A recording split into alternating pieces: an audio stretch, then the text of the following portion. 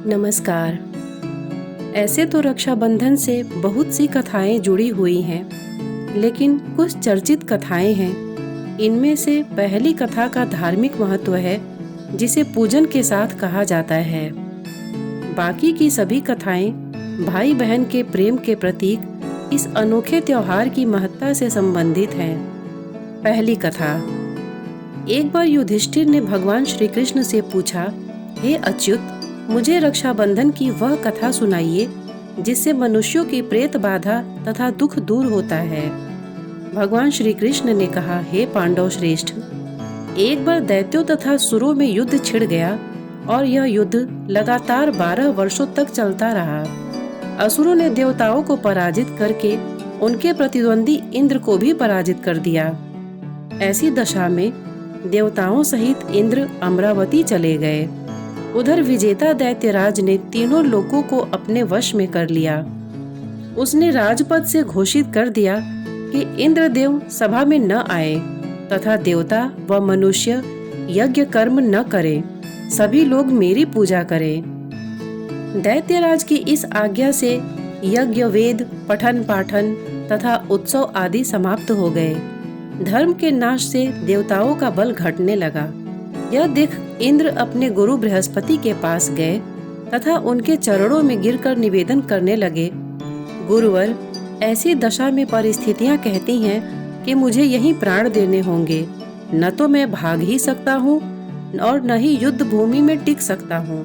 कोई उपाय बताइए। बृहस्पति ने इंद्र की वेदना सुनकर उसे रक्षा विधान करने को कहा। श्रावण पूर्णिमा को प्रातःकाल निम्न मंत्र से रक्षा विधान संपन्न किया गया। इंद्राणी ने श्रावणी पूर्णिमा के पावन अवसर पर द्विजों से स्वस्ति वाचन करवाकर रक्षा का तंतु लिया और इंद्र की दाहिनी कलाई में बांधकर युद्ध भूमि में लड़ने के लिए भेज दिया। रक्षाबंधन के प्रभाव से दैत्य भाग खड़े हुए और इंद्र की विजय हुई। राखी बांधने की प्रथा का सूत्रपात यहीं से होता है। रक्षाबंधन की दूसरी कथा इस प्रकार है। भारतीय इतिहास के अनुसार मुसलमान शासक भी रक्षाबंधन की धर्म भावना पर न्यौछावर थे। जहांगीर ने एक राजपूत स्त्री की रक्षा का सूत्र पाकर समाज को विशिष्ट आदर्श प्रदान किया। इस संदर्भ में पन्ना की राखी विशेषतः उल्लेखनीय है। एक बार राजस्थान की 2 रियासतों में गंभीर कलह चल रहा था। एक रियासत पर मुगलों ने आक्रमण कर दिया। अवसर पाकर दूसरी रियासत वाले राजपूत मुगलों का साथ देने के लिए सैन्य सज्जा कर रहे थे। पन्ना भी इन्हीं मुगलों के घेरे में थी। उसने दूसरी रियासत के शासक को, जो मुगलों की सहायतार्थ जा रहा था, राखी भेजी। राखी पाते ही उसने उल्टे मुगलों पर आक्रमण कर दिया। मुगल पराजित हुए। इस तरह रक्षाबंधन के कच्चे धागे ने दोनों रियासतों के शासकों को पक्की मैत्री के सूत्र में बांध दिया। रक्षाबंधन की तीसरी कथा है। एक बार भगवान श्री कृष्ण के हाथ में चोट लग गई तथा खून की धारा बह निकली। यह सब द्रौपदी से नहीं देखा गया और उसने तत्काल अपने साड़ी का पल्लू फाड़कर श्री कृष्ण के हाथ में बांध दिया। फलस्वरूप खून बहना बंद हो गया।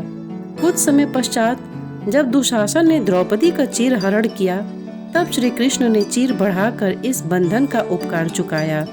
यह प्रसंग भी रक्षाबंधन की महत्ता प्रतिपादित करता है।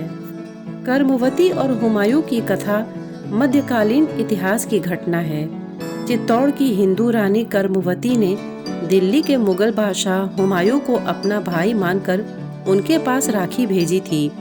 हुमायूं ने रानी कर्मवती की राखी स्वीकार की और समय आने पर रानी के सम्मान की रक्षा के लिए गुजरात के बादशाह से युद्ध किया।